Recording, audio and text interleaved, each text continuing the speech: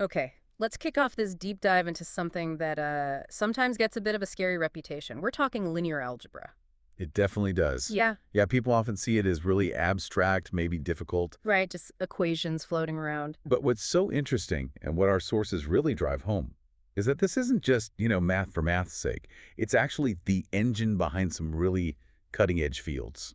Like what specifically? Computer vision, robotics, machine learning. Hmm.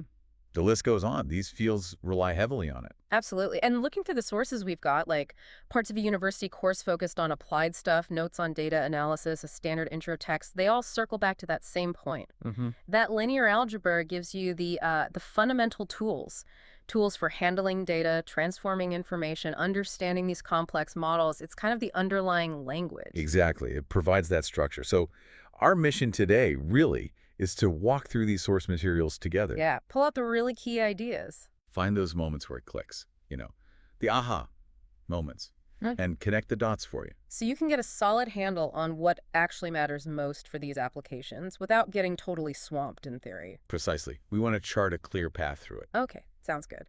So where do we start? Like the absolute ground floor. Well, according to the sources, that has to be vectors. Right, vectors. And you can think about them in a couple of useful ways. They can be just points in space, like coordinates, x, y, or x, y, z. A location. Or, and this is also key, they can represent movement, a translation, how to get from point A to point B. The sources mention this idea of point B being point A plus some vector ab. Okay. And you can do things with them, right? Yeah? Basic operations. Yeah, the fundamental ones are adding vectors together, like combining two movements. Tip to tail sort of thing. Exactly. And multiplying a vector by a scalar, just a regular number. Which stretches it or shrinks it. Right, or flips its direction if the scalar's negative. It Ah, scales it. got it. So vectors and scaling. Now, if you take a whole collection of vectors and you define rules for adding them and scaling them, and importantly, those operations keep you within that collection, Mm-hmm. then you've got what's called a vector space. It's a structured playground for vectors. And the simplest one is just nothing, like the zero vector. Exactly. The origin, the vector representing no movement, that little set is technically a vector space. And within these bigger spaces, you can have smaller ones. Subspaces. Yeah. They're just subsets of vectors that follow the same rules they have to contain the zero vector. And if you add two vectors from the subspace, or scale one, the result is still in that subspace. Like a line through the origin in a 2D plane. Perfect example. Or a plane through the origin in 3D space. That plane might be formed by, say, all combinations of two specific direction vectors. And the sources mention something about intersections. Right, if you have several subspaces, the part where they all overlap the vectors, they all share that intersection, is also always a subspace, which is quite neat. Okay, so we have vectors, we have these structured spaces they live in. How do we describe the structures within those spaces more precisely? That gets us to linear combination. Exactly. That's the operation we talked about, taking some vectors, multiplying each one by a scalar, and adding up the results, summing up scaled vectors. That's how you combine the building blocks to reach other points in the space. Hmm. And this idea immediately leads to something crucial: linear independence. Okay, independence. What does that mean here? It means a set of vectors is independent if you can't create any one of them by combining the others. So none of them are redundant. Precisely. The only way to make the zero vector by combining them is if you multiply every single one by zero. That's the only way. And if they're not independent, Then they're linearly dependent, which means you can find some non-zero scalars, multiply the vectors, add them up, and get the zero vector. so at least one vector is redundant. You could express it using the others. You got it. And that redundancy, or lack thereof, is key to the idea of a basis. Right, the basis of a vector space. That sounds important. It is. A basis is a set of vectors that does two things. Yeah. One, they're linearly independent, no redundancy. Okay. And two, you can create any vector in the entire space by taking a linear combination of just those basis vectors. They span the whole space. So independent and they span everything. The minimal set of generators. Exactly. Efficiently generating the whole space. And here's the really cool part: a fundamental result mentioned in the sources. What's that? While you can find many different sets of basis vectors for the same space, Mm-hmm. every single one of those bases will have the exact same number of vectors in it. Whoa, really? So it's not arbitrary. Not at all. There's an intrinsic number tied to the space itself. And that number, That's the dimension. that's the dimension, the number of vectors in any basis. It tells you something fundamental about the size or complexity of the space, how many independent directions you need. That's actually, yeah, that's quite profound when you think about it. Okay, so spaces have dimensions. How do we work with all this, especially with computers? Matrices. Enter matrices, yeah. Yeah. These rectangular arrays, grids of numbers, they're tools for organizing data, but more importantly, for representing transformations. And the big operation is multiplying them. Matrix multiplication, A times B. Right, the standard definition involves, dot products of rows from the first matrix with columns from the second. Which can seem a bit mechanical. It can, but one of the sources highlights a really powerful alternative perspective. Think about multiplying a matrix A by a vector X. Okay, X. You can view that result, X, as a linear combination of the columns of the matrix A, Wow. and the coefficients you use in that combination, they're the numbers in the vector X. So the matrix columns are the building blocks, and the vector tells you how to combine them. Exactly. It shifts the view from just calculation to understanding what the matrix is doing, how it's transforming the input vector X by mixing its columns. That's a key insight. That makes sense. And matrices have rules, like you can group multiplications. Yeah, associativity holds. Yeah. ABC is the same as ABC. Yeah. The big warning, order matters. AB is almost never the same as BA. Multiplication isn't commutative. Got it. Don't swap them. And transpose is just flipping rows and columns. Yep, A transpose, sometimes written A with a little t, simple operation, but pops up everywhere. Okay, so matrices transform vectors by combining columns. This sounds like it connects to the linear maps or transformations. Directly. A linear map is basically a well-behaved function between vector spaces. Well-behaved how? It respects the structure. Yeah. If you add two vectors first, then map them, you get the same result as mapping them individually and then adding FU plus V plus FU. Exactly. And the same for scalar multiplication, lambda FU. It preserves the vector space operations. And the big link is? Matrices. The sources emphasize this. Any linear map between finite dimensional vector spaces can be represented by a unique matrix once you've chosen bases for the input and output spaces. So the matrix is the map, in a way, or its blueprint. Its blueprint, exactly. Yeah. It encodes the transformation relative to those chosen bases. Wow. And it gets better. If you do one linear map, then another that's composition of maps.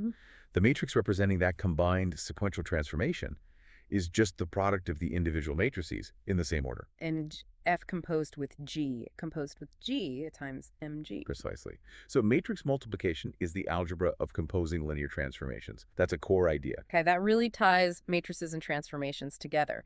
Now, how do we, dissect a matrix, understand its core properties? I think the sources mention 4 special subspaces. 4 fundamental subspaces, yes. Every matrix A has these 4 associated vector spaces that reveal its essential action. What are they? First, the column space, CA, also called the range. It's simply the space spanned by all the columns of A. All the possible outputs. Exactly.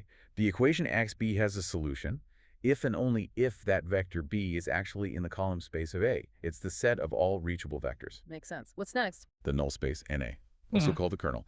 This is the set of all input vectors X that get mapped to the 0 vector. So all X such that X equals 0. The vectors that get squashed to nothing by the transformation. You got it.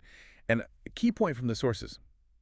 If you look at solutions to X equals B, where B is not 0, that set of solutions is not a subspace itself because it doesn't include the 0 vector. Right, needs the origin. Okay, 2 down. The other 2 are related to the transpose, AT. There's the row space of A, which is just the column space of AT. The space spanned by the rows of the original matrix A. Correct. And finally, the left null space, which is the null space of AT. It's the set of vectors Y such that ATY equals 0, or equivalently, YTA equals 0. Okay, 4 spaces, what's the relationship between them? It's really elegant. They form pairs that are orthogonal complements. Meaning perpendicular. Exactly. In the input space where X lives, the null space and the row space are orthogonal complements. Yeah. Every vector in one is perpendicular to every vector in the other, and together they span the whole input space. And in the output space where X lives, the column space and the left null space are orthogonal complements. Same idea, perpendicular, and together they span the output space. That's a beautiful symmetry, and this relates to rank. Yes. The rank of the matrix is the dimension of the column space. It's also, turns out, the dimension of the row space. They're always the same. So rank tells you the dimension of the output space, effectively. Kind of, yeah. The dimension of the space the matrix actually maps onto, Mm. and the dimension of the null space, sometimes called the nullity, plus the rank always equals the number of columns in the matrix. That's the rank nullity theorem. Rank plus nullity equals m. Cool. Okay, let's switch gears a bit. The sources keep mentioning eigenvalues and eigenvectors. These seem really important. Oh, they're absolutely central. Core concepts. So what are they? An eigenvector of matrix A is a special non-zero vector, let's call it x. When you multiply A by x, the resulting vector x points in the exact same direction as the original vector x. It doesn't get rotated off its line. No, it just gets scaled, stretched, shrunk, maybe flipped if the scaling factor is negative. And that scaling factor. That's the eigenvalue, usually called lambda. So the defining equation is x east looks. The eigenvector x keeps its direction, and the eigenvalue tells you how much it was scaled along that direction. They're like the natural axes or modes of the transformation defined by A. That's a great way to put it. Finding them involves solving an equation derived from det, AI, or 0, which gives you a polynomial whose roots are the eigenvalues. And these eigenvalues tell you stuff about the matrix? They do. The sum of all the eigenvalues equals the trace of the matrix, Yeah. the sum of the diagonal elements. Okay. And the product of all the eigenvalues equals the determinant of the matrix. Oh, okay. So they're deeply connected to those other properties. Very much so. For instance, if a matrix is singular, meaning it squashes space and isn't invertible, Its determinant is 0. right, which means its product of eigenvalues is 0, so it must have at least one eigenvalue that is 0. Ah, makes sense. An eigenvector associated with equals in the null space, then. Exactly. And for simple matrices like triangular ones, the eigenvalues are just the numbers sitting right there on the main diagonal. Convenient. Now, what about this diagonalization idea? Right. If you're lucky and your matrix A has enough linearly independent eigenvectors to form a basis for the whole space, which is n eigenvectors for an nxn matrix, Uh-huh. then you can diagonalize A. This means you can write A as S lambda S inverse, where lambda is a diagonal matrix with the eigenvalues on its diagonal, and S is a matrix whose columns are the corresponding eigenvectors. Why is it useful? It simplifies things tremendously. Powers of A become easy, aka SDS lambda S inverse. Matrix exponentials used in differential equations become easier. You're essentially changing to a basis where the transformation is just simple scaling along the axis. But you said if you're lucky, not all matrices can be diagonalized. Correct. Some matrices just don't have enough linearly independent eigenvectors. There's a concept of algebraic versus geometric multiplicity, and when they don't match, you can't fully diagonalize. You get something called the Jordan form instead, which is a bit more complex. Okay, good to know. But some matrices are always nice, symmetric ones. The metric matrices, where A equals its transpose, are great. They always have real eigenvalues, and crucially, you can always find a full set of eigenvectors that are not just independent, but orthogonal to each other. You can even make them orthonormal, unit length. So for symmetric matrices, A equals Q lambda QT, where Q is orthogonal. Exactly. That's the spectral theorem. Super important. Symmetric matrices are always nicely diagonalizable with an orthogonal change of basis. Okay, beyond eigenvalues, what else helps us understand matrices? Determinants again. Determinants, yeah. That single number for a square matrix. It tells you about the scaling factor of the transformation on volume, or area in 2D. Zero determinant means it collapses volume, so it's singular, not invertible. Right. The sign tells you if it flips orientation. And it has nice properties like det, AD, DD, ADD. It's also related to the pivots found during Gaussian elimination. Speaking of elimination, that brings us to factorizations, right? Breaking matrices down. Yes, super useful computationally. The LU decomposition, A equals LU, comes directly from Gaussian elimination without row swaps. L is lower triangular, U is upper triangular. And that helps solve axia efficiently. Very much so. You solve LAB first, easy due to L structure, then UXY. Also easy. What about QR, AXQR? That one factors A into an orthogonal matrix Q, representing rotations, reflections, preserving length, and an upper triangular matrix R. Often computed using methods like householder reflections. It's very important in numerical algorithms, eigenvalue computations, least squares. Got it. And the sources mention positive definite matrices. What makes them special? Right, SPD matrices. A symmetric matrix A is positive definite if the quantity xTAx is strictly positive for any non-zero vector x. Geometrically, what's that mean? It means the transformation stretches things, but never collapses space or flips things entirely. It corresponds to quadratic forms that look like upward opening bowls. The sources list equivalent conditions. All the pivots in elimination must be positive, or the determinants of certain upper-left submatrices, leading principal minors, must all be positive. And these pop up where? Lots of places. Optimization problems, covariance matrices in statistics, finite element analysis in engineering. They represent well-behaved systems. Okay, shifting towards computation and data now. We need ways to measure size, right? Norms. Exactly. Vector norms measure vector length or magnitude. The familiar Euclidean length is one example, the L2 norm. Matrix norms measure the size of a matrix, often in terms of how much it can stretch vectors.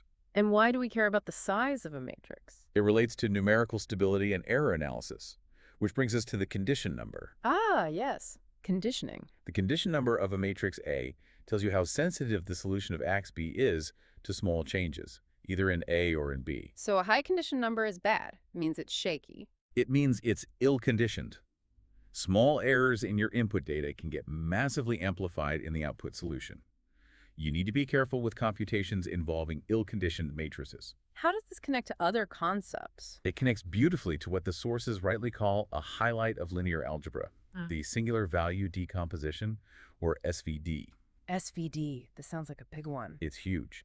And amazingly, it works for any matrix A, square, or rectangular. It factors A into U sigma VT. What are U, sigma, and V? U and V are orthogonal matrices. Yeah. Sigma is the diagonal matrix, or rectangular diagonal, containing non-negative numbers called the singular values, usually sorted from largest to smallest. So, orthogonal, diagonal, orthogonal. What does that mean? Geometrically, it means any linear transformation can be broken down into 3 steps. A rotation or reflection, VT. Then a scaling along orthogonal axis, sigma, using the singular values. Then another rotation or reflection. Any transformation is just rotation, stretch, rotation. Fundamentally, yes. The singular values, the diagonal entries of sigma, tell you the magnitude of the stretching along those principal directions. And this is useful. How? Immensely. Data compression is a huge one. You can approximate the matrix A by keeping only the largest singular values in sigma and the corresponding columns in U and V. You throw away the small singular values, losing some detail, but keeping the main structure. Compressing information. Exactly. It's also used to find the effective rank of a noisy matrix. And it's the foundation for computing the pseudo-inverse. Pseudo-inverse, like a backup inverse for matrices that don't have one. Sort of. For a system AXEB that might not have an exact solution, maybe it's overdetermined, the pseudo-inverse A+ gives you the best fit solution in the least square sense. It minimizes the error AXB2, and among solutions with minimum error, it picks the one with the smallest norm X. And SVD helps calculate A plus E. Yes, A plus EV sigma plus UT, where sigma plus is formed by taking the reciprocals of the non-zero singular values in sigma and keeping the zeros. That connects to least squares then, finding the best fit line or curve. Absolutely. Least squares is about finding the vector x that makes x as close as possible to b when you can't solve xdb exactly. The solution satisfies the normal equations, ATX, ATB. SVD provides a numerically stable way to solve this. And this all culminates in PCA, principal component analysis. Yes. A cornerstone technique in data analysis directly built on SVD. How does it work? You typically start with your data, maybe arranged in a matrix X where rows are samples and columns are features. You center the data by subtracting the mean of each feature. Then you compute the SVD of this centered data matrix. Okay, U sigma VT again. Right. And the columns of U, which correspond to the largest singular values in sigma, are your principal components. What are they? They are new axes, new directions in your feature space, ordered by how much variance spread of the data they capture. The first principal component is the direction along which the data varies the most. The second captures the most remaining variance, orthogonal to the first, and so on. So it finds the most important directions in the data. Exactly. You can then project your data onto the first few principal components to get a lower dimensional representation that captures the essence, the main patterns of variation in your data. It's incredibly powerful for dimensionality reduction and exploratory data analysis. Like the bearded mathematicians example in the source, using SVD to find the main ways their faces varied. Precisely that kind of application, finding the underlying structure in high-dimensional data. Amazing. Are there other connections mentioned? Yeah, briefly. Linear algebra pops up in graph theory. You can represent graphs with matrices, adjacency matrices, incidence matrices, Laplacians. The Laplacian? Yeah, related to node degrees and connections. Its eigenvalues and eigenvectors tell you things about the graph structure, like connectivity, and can even be used for drawing graphs nicely. And differential equations. Absolutely fundamental there, too. Systems like DUT-AU, describing how things change over time. The solution involves the matrix exponential, E(eth), which depends heavily on the eigenvalues and eigenvectors of A. Their signs determine stability, Wow. It really is everywhere. and even more abstract connections like to polynomials through the minimal polynomial of a matrix. That's the simplest polynomial that gives 0 when you plug the matrix in. Turns out, whether a matrix is diagonalizable is linked to the factors of its minimal polynomial. Okay. We have definitely covered a lot of ground, from Yeah. just vectors as arrows, Right, all the way through spaces, bases, dimension. matrices as these transformation machines, understanding their guts with the four subspaces, eigenvalues, Powerful tools like SVD, factorizations. and seeing how it all directly fuels techniques like least squares and PCA for data analysis. It really hammers home that message from the sources, doesn't it? Linear algebra isn't just some abstract hurdle. It's the bedrock. The language and the toolkit you need if you want to work with data, transformations, complex models. In machine learning, computer vision, robotics, data science, you name it. These ideas, vectors, subspaces, eigenvalues, singular values, they might seem abstract at first, but they're literally coding the rules behind how we can make sense of complex systems. That's right. They provide the framework for understanding structure and change. Think about PCA again using SVD to find the core directions of variance. It lets you take this potentially overwhelming cloud of data points And find the underlying simplicity, the main patterns, cut through the noise. It makes you wonder, how else could applying this way of thinking, looking for fundamental spaces, transformations, principal directions, help you cut through information overload in other areas? Something to chew on.